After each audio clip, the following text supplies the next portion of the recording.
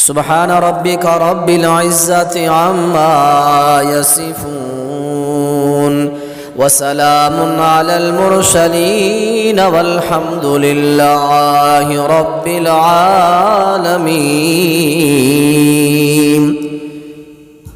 ہما قسم کی حمد اللہ تعالیٰ کی ذات کے لیے ہے۔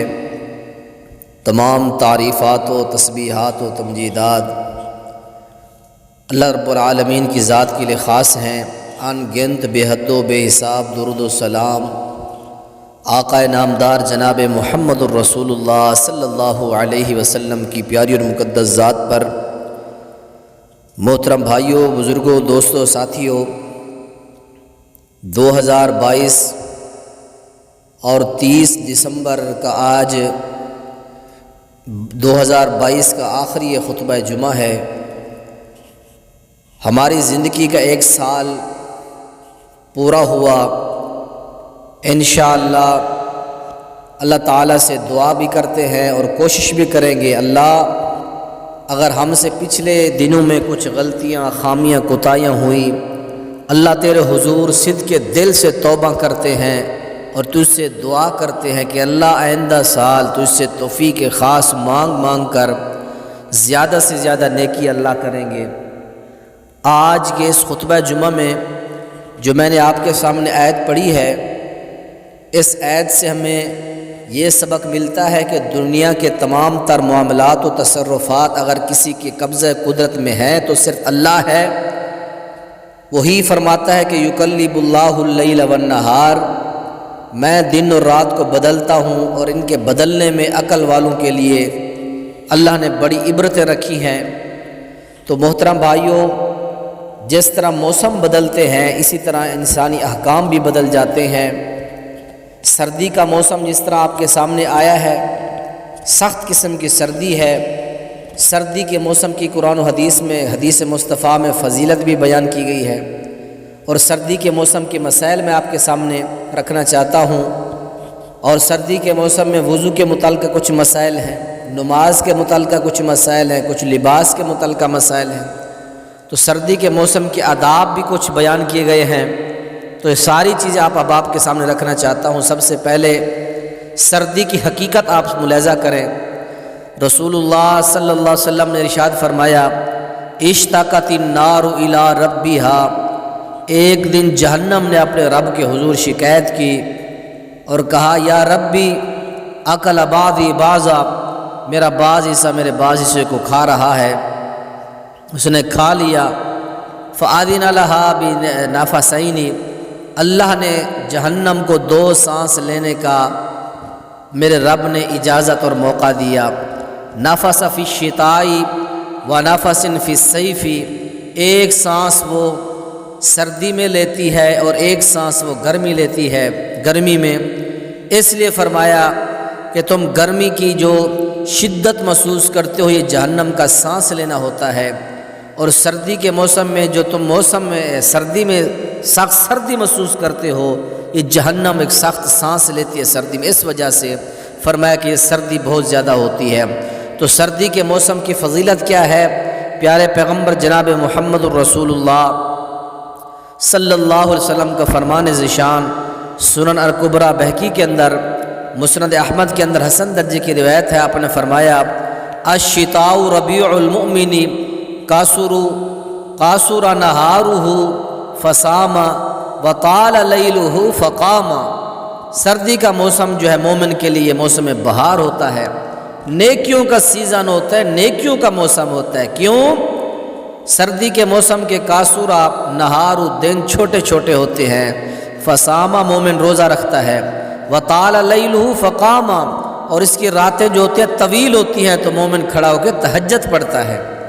امیر المؤمنین حضرت عمر بن خطاب رضی اللہ تعالیٰ عنہ کا قول ہے، وہ فرمایا کرتے تھے، الشتاء غنیمۃ العابدین، سردیوں کے جو یہ راتیں ہیں، موسم ہے، یہ نیکی کرنے والے لوگوں کے لیے یہ موسم بہار ہوتا ہے، حلیۃ الاولیاء کے اندر۔ اسی طرح میرے بھائیوں، سردیوں کا جو موسم ہے اس کی فضیلت بھی آپ نے سن لی، اور اس کے اندر ہمیں چاہیے کہ سردی کے موسم کے جو آداب ہیں وہ ہمیں ملحوظ خاطر رکھنے چاہیے۔ سب سے پہلا ادب یہ کہ ہم عبرت حاصل کریں۔ رات کون لانے والا؟ رات ختم کر کے دن لانے والا، دن کو ختم کر کے راتیں لانے والا۔ اور پھر کون ہے جو گرمیوں کی شدت، گرمیوں کی حرارت جو ہے سختی ختم کر کے ٹھنڈ لانے والا، سردیاں لانے والا کون ہے؟ یہ اللہ ہے سب کچھ کرنے والا۔ اور دوسرا ادب یہ ہے سردیوں کے موسم میں ہمیں یہ بھی سیکھنا چاہیے ہم تسلیم و رضا کو اپنائیں۔ موسم کے تغیر و تبدل پر زبان اور قلب سے کسی قسم کا بھی شکوہ گلہ ہمیں اللہ کا نہیں کرنا چاہیے۔ اللہ تعالیٰ سورہ بقرہ میں فرماتے ہیں عَسَىٰ أَن تَكْرَهُوا شَيْئًا وَهُوَ خَيْرٌ لَكُمْ وَعَسَىٰ أَن تُحِبُّوا شَيْئًا وَهُوَ شَرٌّ لَكُمْ۔ عین ممکن ہے کہ تم ایک چیز کو برا سمجھو حالانکہ وہ تمہارے لیے بہتر ہو، اور یہ بھی ممکن ہے کہ تم ایک چیز کو پسند کرو اور وہ تمہارے لیے تمہارے حق میں بری ہو۔ ہمیں ہر حال میں رب العالمین کا شکریہ ادا کرنا چاہیے، گلہ شکوہ رب کی ذات کے سامنے نہیں کرنا چاہیے۔ بعض لوگ سردیوں کو برا بھلا کہہ رہے ہوتے ہیں اور بعض خواتین، بعض مرد سردیوں کو برا بھلا کہتے ہیں۔ حدیث ملاحظہ فرمایا، صحیح البخاری کے اندر حدیث ہے، پیارے پیغمبر علیہ السلام نے فرمایا یؤذینی ابن آدم، ابن آدم مجھے تکلیف دیتا ہے، آدم کے بیٹا مجھے بڑی تکلیف دیتا ہے۔ یسب الدہر، وہ زمانے کو گالی دیتا ہے۔ انا الدہر، حالانکہ میں زمانہ ہوں۔ بیدی الامر، بیدی الامر، سارے معاملات تو میرے اختیار میں ہیں۔ اقلب اللیل والنہار، رات اور دن کو میں ہی پلٹتا ہوں، میں ہی بدلتا ہوں۔ تم نے گرمی کو برا کہا گویا کہ تم نے خدا کو برا کہا، تم نے سردی کو برا کہا گویا کہ تم نے رب کو برا کہا، نعوذ باللہ۔ اللہ ہمیں سلیم و رضا، تسلیم و رضا کی عادت اپنانے کی توفیق نصیب فرمائے۔ اور تیسرا ادب سردیوں کا یہ ہے کہ جہنم کی سردی سے ہمیں پناہ مانگنی چاہیے۔ حضرت عبداللہ بن عباس رضی اللہ عنہما حضرت کعب رضی اللہ تعالیٰ عنہ سے نقل کرتے ہیں حلیۃ الاولیاء کی 5ویں جلد صفحہ 370 میں کہ ان فی جہنم بردن ہوا زمہریر، جہنم کا ایک عذاب ہوگا، ایسا ہوگا جس میں ٹھنڈک ہوگی، اور وہ جو عذاب ہے ہوا زمہریر، وہ زمہریر کا یعنی ٹھنڈک کا عذاب ہوگا۔ یسکت اللحم عن العظم، جس میں سردی کی شدت کی وجہ سے ہڈیوں سے گوشت گر جائے گا۔ حتی یستغیثوا بحر جہنم، یہاں تک کہ لوگ جہنم کی گرمی کے حصول کی فریاد کریں گے، اللہ یہ سردی ختم کر کے گرمیاں ہمیں دے دے۔ تو اس لیے ہمیں جہنم کے اس سردی کی عذاب سے بھی پناہ مانگنی چاہیے۔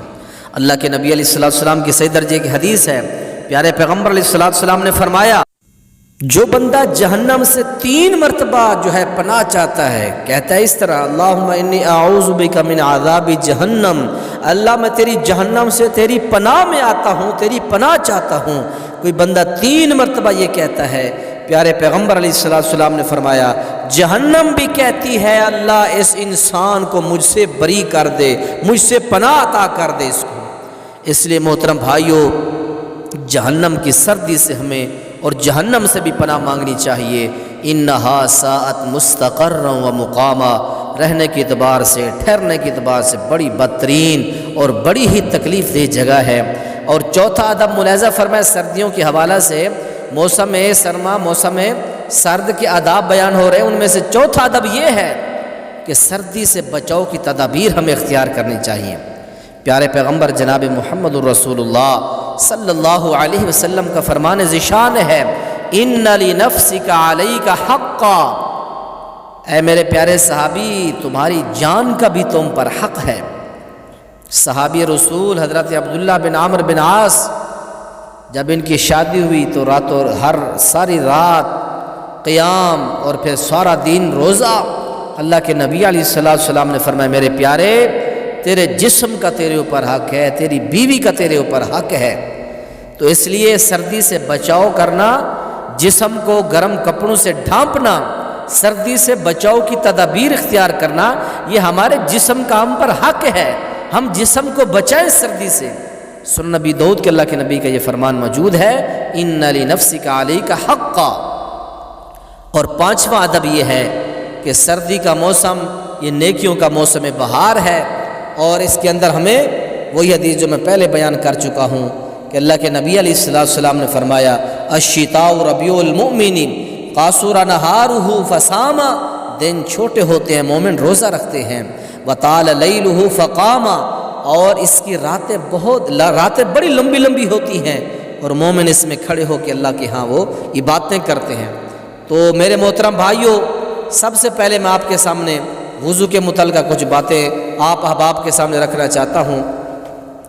سردی کے موسم میں جو ہم وضو کرتے ہیں، کسی قسم کی سردی سے ہمیں گھبرانا نہیں چاہیے۔ اللہ کے نبی علیہ السلام نے فرمایا الا ادلکم علی ما یمحو اللہ بالخطایا ویرفع بالدرجات، اللہ کے نبی علیہ السلام نے فرمایا کیا میں تمہیں ایسا عمل نہ بتاؤں جس کے ذریعے سے اللہ تمہارے گناہ معاف کر کے تمہارے درجات بلند کر دے؟ صحابہ نے فرمایا کیوں نہیں؟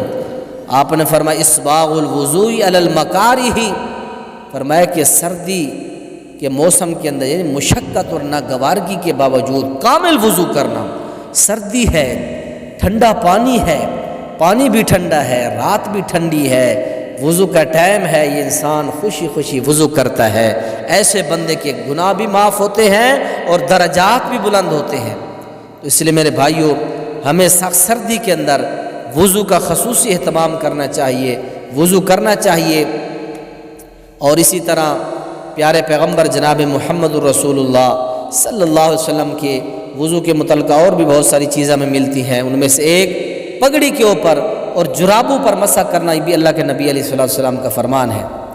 پیارے پیغمبر کے صحابہ نے ایک جنگی دستہ بھیجا، فَأَصَابَهُمُ الْبَرْدُ فَلَمَّا قَدِمُوا عَلَى رَسُولِ اللَّهِ صلی اللہ علیہ وسلم أَمَرَهُمْ أَن يَمْسَحُوا عَلَى الْعَصَائِبِ وَالتَّسَاخِينِ، اللہ کے رسول علیہ السلام نے ایک جنگی دستہ بھیجا، انہیں سردی لگی، تو جب وہ آپ صلی اللہ علیہ وسلم کے پاس واپس آئے، آپ نے انہیں حکم دیا کہ پگڑیوں اور تساخین، پاؤں کو گرم کرنے والی چیزیں، موزے، جرابیں، پاؤں کو گرم کرنے والی کوئی بھی چیز ہے، چاہے وہ سوت سے بنی ہے، اون سے بنی ہے، دھاگے سے بنی ہے، کپڑے سے بنی ہے، کوئی چیز بھی جس کو آپ پہن کر اپنے پاؤں کو سردی سے چھپاتے ہو، اس چیز پر آپ مسح کر سکتے ہیں۔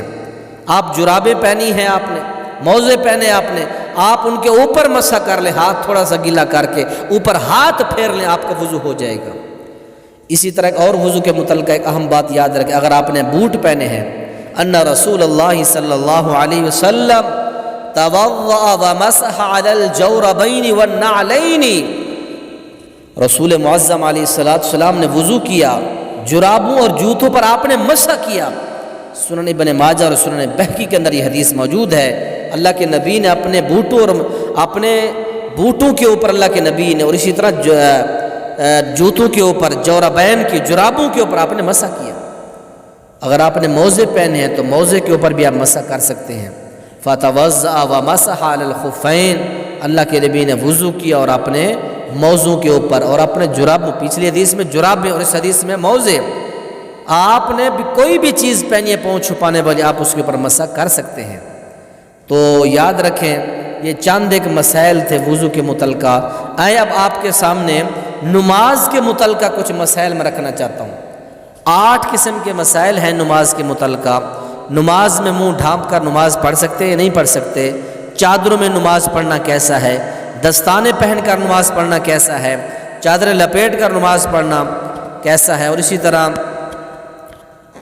پگڑیوں اور ٹوپیوں پر سجدہ کرنا، یعنی ماتھے پر سجدہ کرتے ہوئے کپڑا آ جاتا ہے، ٹوپی آ جاتی ہے، اس سے سجدہ ہوگا یا نہیں ہوگا، سردی میں نمازیں جمع کرنا یہ جائز ہے یا نہیں، اس حوالے سے بھی بیان ہوگا، اور بستر پر نماز پڑھنا اس حوالے سے بھی بیان ہوگا، اور ہیٹر کے سامنے، انگیٹھی کے سامنے، چولہے کے سامنے کھڑا ہو کے نماز بندہ پڑھنا چاہے، تہجد کی نماز ہے، کوئی بھی نماز، کیونکہ گھر کے اندر فرضی نماز تو ہوتی نہیں، گھر کے اندر فرضی نماز نہیں ہوتی، کسی صورت میں بھی نہیں ہوتی۔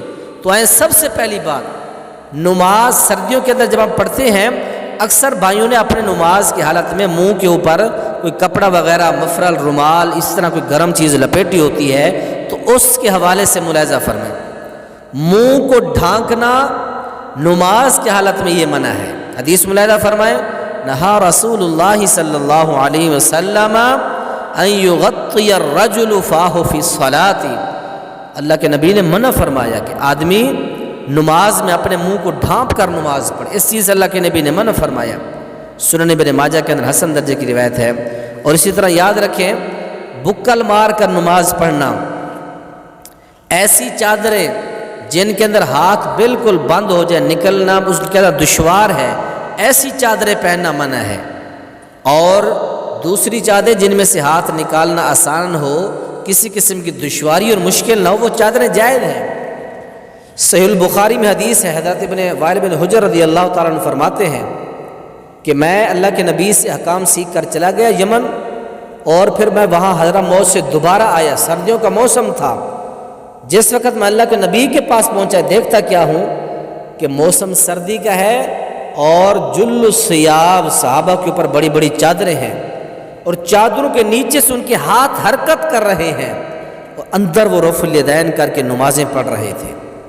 یہ صحیح بخاری کے اندر واقعہ موجود ہے۔ تو نماز چادریں پہن کے پڑھ سکتے ہیں، لیکن ایسا چادر ایسی کپڑا نہ ہو کہ آپ کے ہاتھ نکالنا بھی اس سے دشوار اور مشکل ہو جائے۔ اور اسی طرح تیسرا مسئلہ ملاحظہ فرمائے نماز کی متعلقہ، نماز کی حالت میں انسان کو اپنے کپڑے اپنے بال اکٹھے کرنے نہیں چاہیے، سمیٹنے نہیں چاہیے، بلکہ ان کو چھوڑ دینا چاہیے۔ اور اسی طرح داستانیں پہن کر نماز پڑھنا بھی جائز ہے، جس طرح حدیث ہے کہ نبی علیہ السلام نے فرمایا کہ امر النبی صلی اللہ علیہ وسلم کہ 7 اعضاء پر سجدہ کرنے کا حکم دیا گیا۔ اور اسی طرح اس حدیث کے اندر یہ بھی ہے کہ ان یسجد علی 7 اعضاء، 7 اعضاء پر سجدہ کریں، ولا یکف شعرا، اپنے بالوں کو سمیٹیں، اور نہ ہی ثوباً اپنے کپڑوں کو سمیٹیں، ان کو چھوڑ دیں بالکل۔ اگر آپ نے چادر پہنی ہے، آپ نے کسی قسم کا رومال کپڑے پہنے ہیں، آپ اپنی چادروں کو بار بار سمیٹتے نہ رہیں۔ یہ نہ ہو کہ آپ کی چادر کپڑا وہ ٹخنوں کے نیچے چلا جائے، یا اتنی بڑی ہے تو پھر تھوڑی دیر کے لیے اتار دیں۔ چادر اتنی ہو کہ آپ کے ٹخنوں سے نیچے نہ جائے، ٹخنوں سے اوپر ہونی چاہیے، اور اپنے بالوں کو بار بار آپ سمیٹتے نہ رہیں۔ اور اسی طرح داستانیں پہن کر اگر کوئی بندہ نماز پڑھنا چاہتا ہے تو اس کے اندر کسی قسم کا کوئی مذائقہ نہیں ہے۔ اللہ کے نبی علیہ السلام نے فرمایا کہ آپ سجدہ کریں، کتنے اعضاء پر؟ 7 پر، علی الجبہۃ والیدین والرکبتین والرجلین، ایک انسان کا ماتھا، 2 ہاتھ، 2 گھٹنے اور 2 پاؤں۔ بعض اوقات انسان پاؤں کے اوپر جرابے میں موزے پہن لیتا ہے، اب گھٹنے جو ہیں ہمارے، ان کے اوپر اکثر شلوار، اکثر کپڑا رہتا ہے، اگر ان کے چھپے رہنے سے ہماری نماز ہو جاتی ہے۔ والیدین، ہاتھوں کے اوپر اگر داستانیں پہن لیں تو اس سے بھی نماز ہو جاتی ہے، اس سے نماز کے اندر کوئی خلل یا کوئی خرابی نہیں آتی۔ اور ایک چوتھا مسئلہ، ایک اہم مسئلہ جو یہ بھی یاد رکھیں، نماز کی حالت میں، اب سردیوں کا جس طرح موسم ہے، اس میں ہمارے بھائی کیا کرتے ہیں، اکثر اپنے رومال، چادریں، مفرل جو نیچے لٹکا کے کھڑے ہو جاتے ہیں، اس کو کہتے ہیں نماز میں صدل۔ تھوڑا سا کپڑا دائیں کندھے پر اور تھوڑا سا بائیں پر، اس کو پر لٹکا دینا، پیٹ کی جانب، پاؤں کی جانب نیچے، یہ منع ہے۔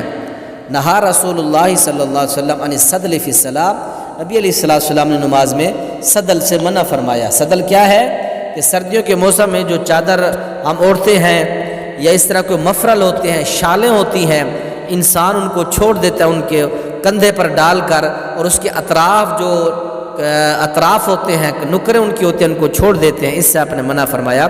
اس کو کندھوں پر ڈال دیں، لٹکانا نہیں ہے نیچے۔ کیوں آپ نے فرمایا کہ ما اسفل من الکعبین والازار ففی النار، تہ بند کا جو سا ٹکنوں سے نیچے ہوگا وہ جہنم میں جائے گا۔ تہ بند کا ہے یا آپ نے کوئی کپڑا لٹکایا ہے تو شریعت میں اس کی ممانعت آتی ہے، لٹکانا نہیں ہے آپ نے۔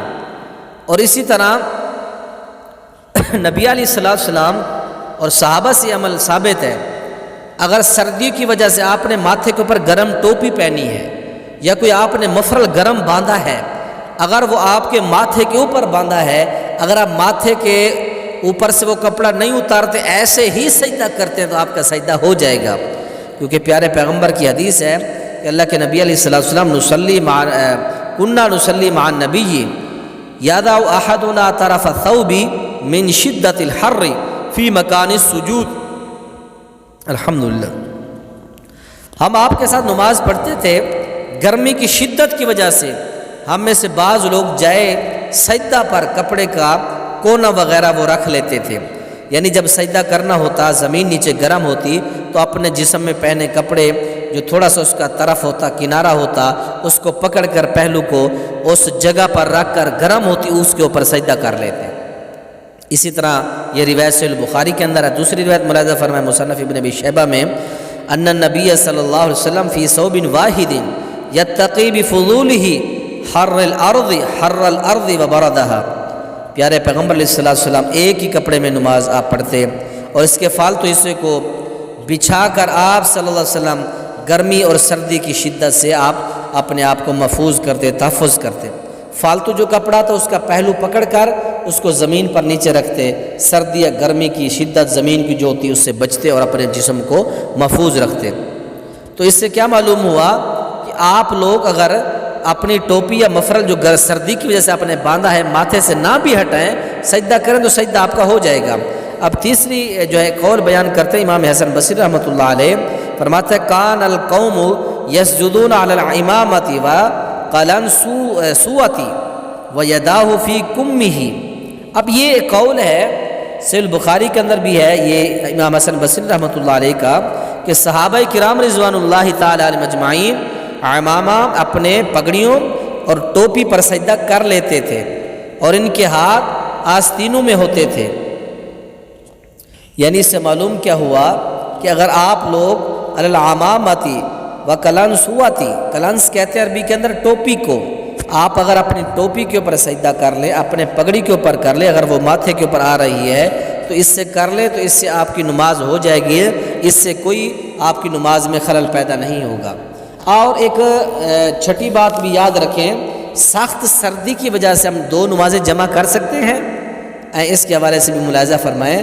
اللہ کے نبی علیہ السلام سے حدیث ہے، اس حدیث کے اندر 3 چیزیں ہیں کہ فی لیلۃ الباردۃ او المطیرۃ وفی السفر، اللہ کے نبی علیہ السلام نے سفر کی حالت میں، سردی یا بارش والی رات میں نبی علیہ السلام نے یہ فرماتے تھے آپ نے نماز جمع کی، سردی کی حالت میں اور اس طرح بارش کی حالت یا اسی طرح سفر کی حالت میں 2 نمازیں جو ہے صحیح البخاری کے اندر حدیث ہے، صحیح مسلم میں بھی، ان کو آپ جمع کر سکتے ہیں، 2 نمازیں جمع کر کے بھی آپ پڑھ سکتے ہیں۔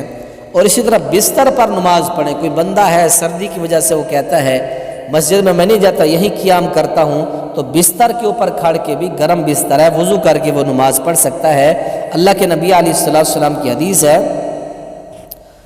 پیارے پیغمبر جناب محمد رسول اللہ صلی اللہ علیہ وسلم کی زوجہ ہماری ماں ام المؤمنین سیدہ عائشہ کے بھانجے سیدہ عروہ یہ بیان کرتے ہیں کہ ان النبی صلی اللہ علیہ وسلم کان یصلی وعائشہ معترضۃ بینہ وبین القبلۃ علی الفراش الذی ینامان علیہ، نبی مکرم نماز پڑھتے اور اماں جی عائشہ آپ کے سامنے قبلہ کی طرف اس بستر پر لیٹی ہوتی تھی جس پر آپ دونوں سویا کرتے تھے۔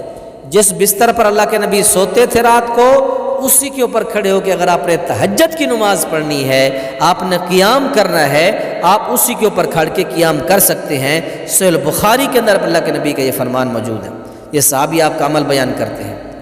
اور اسی طرح اگر آپ کے کمرے میں گرم ہیٹر ہے، گرم چولہا لگا ہے، انگیٹھی ہے، انگارے پڑے، اگر اس کے آس پاس نماز پڑھنا چاہتے ہیں تہجد کی تو وہ بھی پڑھ سکتے ہیں۔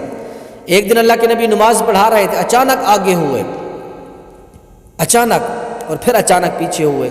صحابہ نے پوچھا اللہ کے نبی جی کیا معاملہ ہے، آپ اچانک پیچھے ہٹے پھر اچانک آگے بڑھے؟ تو آپ نے فرمایا صحابہ مجھ پر جنت اور جہنم پیش کی گئی، جہنم جب پیش کی گئی تو میں پیچھے بھاگا، اور جب میرے اوپر جنت جہنم پیش کی گئی تو میں پیچھے بھاگا، اور جب میرے اوپر جنت پیش کی گئی تو میں آگے ہوا، اور جنت کے میں نے پھل دیکھے اور میرا دل کر رہا تھا کہ اس میں سے میں کوئی پھل تمہارے لیے اٹھا لوں، تم ساری زندگی کھاتے رہتے وہ پھل کبھی ختم نہ ہوتا۔ صحیح بخاری کے اندر یہ واقعہ موجود ہے کہ وہ اتنا خوفناک منظر میں نے دیکھا، تو جہنم آپ کے سامنے پیش کی گئی، آگ آپ کے سامنے پیش کی گئی، تو آپ صلی اللہ علیہ وسلم نے نماز پڑھی۔